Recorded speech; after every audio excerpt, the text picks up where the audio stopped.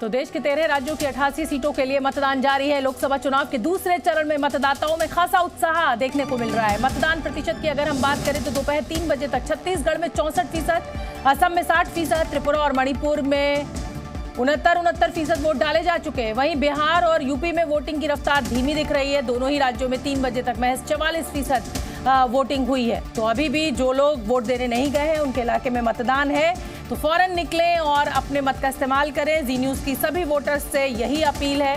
ये लोकतंत्र का उत्सव है, इस उत्सव में बढ़ चढ़ कर हिस्सा लें। तो दूसरे चरण में कुछ राज्यों में बम्पर वोटिंग हो रही है, लेकिन उत्तर प्रदेश में गति धीमी दिखाई दे रही है। बिहार में भी ये जो गति है ये धीमी दिखाई दे रही है। 3 बजे तक त्रिपुरा में देखिए आप 69% वोटिंग हो गई है। बिहार और यूपी में थोड़ी सी रफ्तार धीमी है। 4 बज चुका है, 2 घंटे बचे हुए हैं अभी मतदान के और सिर्फ 44% मतदान यूपी और बिहार दोनों ही जगह पर हुआ है। तो दूसरे चरण में कुछ राज्यों में बम्पर वोटिंग, लेकिन कुछ राज्यों में रफ्तार धीमी है। चिंता इलेक्शन कमीशन के लिए है क्योंकि पहले चरण में भी जो वोटर्स टर्नआउट था वो कम रहा है। मथुरा से मेरे साथ अंजलि जुड़ रही हैं, मेरठ से मेरे साथ विशाल जुड़ रहे हैं, वायनाड से रवि त्रिपाठी मेरे साथ मौजूद है। विशाल, सबसे पहले आप ही का रुख कर लेती हूँ। भाई, मेरठ वो जगह है जहां से टीवी वाले राम अपनी किस्मत आजमा रहे हैं। क्या तस्वीर है, लेकिन उत्तर प्रदेश में वोटिंग परसेंटेज कम है, क्या वजह देख रहे हैं आप?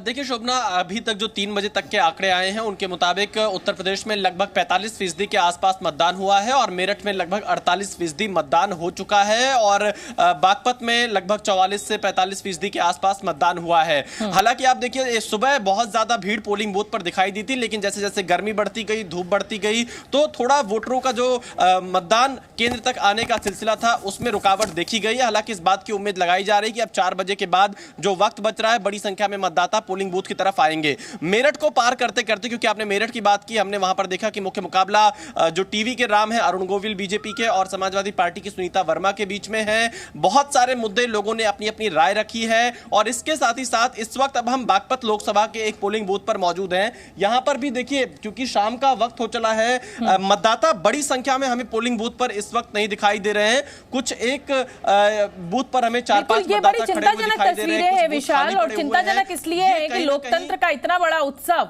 और उत्तर प्रदेश जहां से 80 लोकसभा सीटें हैं वहां पर अगर 44-45% अभी 2 घंटे सिर्फ बचे हुए हैं मतदान के, अगर वोटर्स टर्नआउट है तो ये बहुत कम है। रवि, मैं आपका रुख करूंगी। वायनाड में क्या तस्वीर, क्या वोटिंग परसेंटेज केरल में है इस समय? वायनाड में वोटिंग जबरदस्त हो रही है। देखिए, वायनाड वोटिंग के लिए जाना जाता है। पिछली बार 80% से ज्यादा पोलिंग हुई थी और इस बार भी 3 बजे तक 60% तक पोलिंग हो चुकी है। जिस बूथ पर मैं खड़ा हूं वायनाड के, हम महिलाएं ज्यादा हैं, महिलाओं के लिए बूथ है, स्पेशली जो बूथ है महिलाएं। देखिए, लंबी लाइन लगी है महिलाओं की, महिलाएं लाइन लगा के वोट कर रही हैं। यहाँ तक कि जो पोलिंग के काम में लगी हैं वो भी महिलाएं हैं। देखिए, महिलाएं यहाँ सारे काम भी संभाल रखा है इन्होंने। जो भी एजेंट का काम है, सारा वोटिंग समय से हो, स्मूथली हो, इसके लिए महिलाओं ने मोर्चा संभाल रखा है। तो आपको चारों तरफ महिलाएं ही महिलाएं देखेंगे। लेकिन कुल मिला जुला कर वायनाड में वोटिंग बहुत अच्छी हो रही है और माना जा रहा है कि 80% के आसपास ही वोटिंग जाएगी। पिछली बार राहुल गांधी लगभग 64% वोट मिला था उनको, 80% में से, अगर 100% में से काउंट किया जाए। इस बार कहा जा रहा है, और उनका मार्जिन की देखा जाए तो 4,31,000 मार्जिन था। तो क्या राहुल गांधी उस मार्जिन को मेंटेन कर पाएंगे, इस बात का सवाल तमाम लोगों में है। क्योंकि बीजेपी ने भी यहां से अपने स्टेट प्रेसिडेंट को मैदान में उतारा है और साथ साथ सीपीआई ने भी अपना कैंडिडेट यहां से उतारा है। एलडीएफ के उम्मीदवार है एनी राजा है। तो लड़ाई दिलचस्प यहां दिख रही है। ये कहा जा रहा है कि राहुल गांधी का मार्जिन कम हो सकता है, लेकिन राहुल गांधी अभी भी बाकी उम्मीदवारों पर भारी पड़ते दिखाई दे रहे हैं अगर जनता के मूड की बात करें। और राहुल गांधी के लिए चुनौती भी है। देखिए, पिछली बार वो अमेठी और यहां से चुनाव लड़े थे, यहां जीते थे, अमेठी हारे थे, यहां से लड़ रहे हैं और इसके बाद अमेठी भी जा रहे हैं चुनाव लड़ने के लिए। तो दिलचस्प देखना होगा क्या राहुल गांधी इस बार वायनाड जीतकर अमेठी भी मेंटेन करते हैं कि नहीं करते हैं। इसलिए राहुल गांधी की सीट होने की वजह से वायनाड काफी चर्चा में है। बिल्कुल। और देखिए, तीसरी वीआईपी सीट जो है वो मथुरा है, जहां से हेमा मालिनी अपनी किस्मत आजमा रही है। और वो मैंने सुना था अंजलि की, वो ये कह रही है कि देखिए, मैंने यहाँ पर बहुत काम किया है। हालांकि लोगों की राय इससे कुछ इतर है, लेकिन वोटर्स टर्नआउट की अगर मैं बात करूं तो क्या तस्वीरें आप हमें दिखाएंगी? देखिए, उत्तर प्रदेश में आज जहां जहां मतदान हो रहा है तो एक ही चिंता की बात जरूर है कि सबसे कम मतदान का प्रतिशत जो 3 बजे तक के आंकड़े हैं वो मथुरा से ही हुआ है, यानी 39.5% के करीब मतदान हुआ है। 1 बजे शायद ये भी हो सकती है, क्योंकि देखिए कुछ लोग हमको ऐसे पोलिंग बूथ पर बहुत दिखे जो वोट देने आए लेकिन वोटर लिस्ट में नाम नहीं था। आपके साथ भी यही हुआ? बिल्कुल बिल्कुल, मैंने लिस्ट सारी देखी है और उन्होंने ये कह दिया कि आपका नंबर नहीं है, नाम नहीं है, तो अब आप वोट नहीं डाल सकते। तो एक मतदान बहुत बड़ा कीमती है, किसी के लिए भी मतदान को ऐसा नहीं होना चाहिए। कितने परिवार के और लोगों ने वोट दिया जो आपके साथ? मेरे हस्बैंड ने दिया है वोट, हम 2 ही जने हैं, उसमें से हस्बैंड ने दिया है, मैंने नहीं दिया। पर वोट एक हो या 2 हो, बहुत कीमती है एक भी वोट। बिल्कुल, देखिए हर वोट काउंट होता है शोभना जी, और ये प्रॉब्लम यहाँ पर हमें कई वोटिंग सेंटर्स पर दिखी है कि कई लोग आए मत देने लेकिन उसके बावजूद वो दे नहीं पाए। और अभी की तस्वीर भी आप देखेंगे कि अभी भी अब तो शाम का वक्त हो चला है, आखिरी 1 घंटे की वोटिंग है, लेकिन ऐसे में भी अभी बहुत ज्यादा लोग बाहर निकलते हुए दिखाई नहीं दे रहे हैं। तो मथुरा में ये जो कम वोटर टर्नआउट है ये कितना अंजलि मैं एक बार जल्दी से विशाल का भी रुख कर लेती हूँ। विशाल, ये विधानसभा चुनाव में भी उत्तर प्रदेश में आई थी, वोटर्स पहुंचे थे वो पोलिंग बूथ पर और उनका लिस्ट से नाम गायब था, और ये बड़ी गंभीर समस्या है, ये मजाक नहीं है। क्या मेरठ में भी इस तरह के लोग आपको मिल रहे हैं जो पोलिंग बूथ पर पहुंच रहे हैं और उनका वोटर्स लिस्ट में नाम नहीं है? जल्दी से छोटा सा जवाब।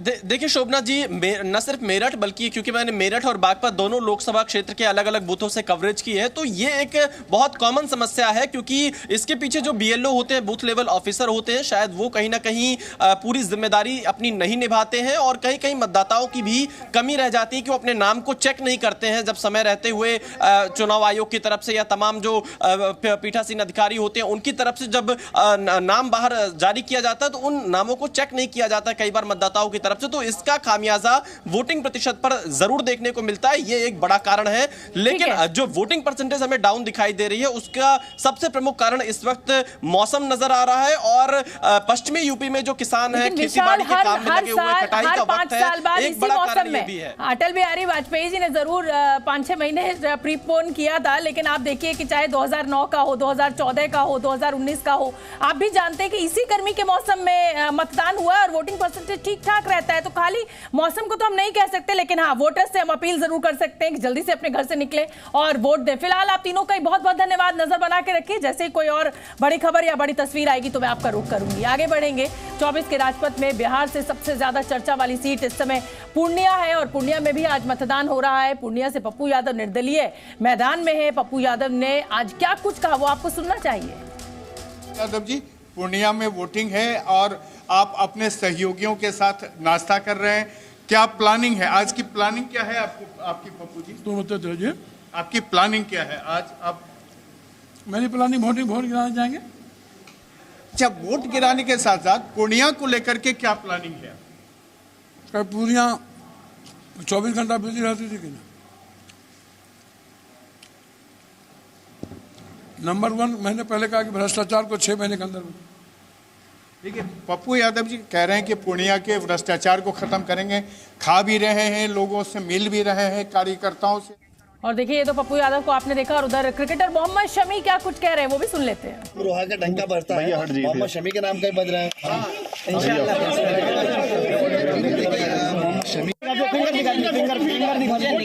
मार्क के फिंगर मार्क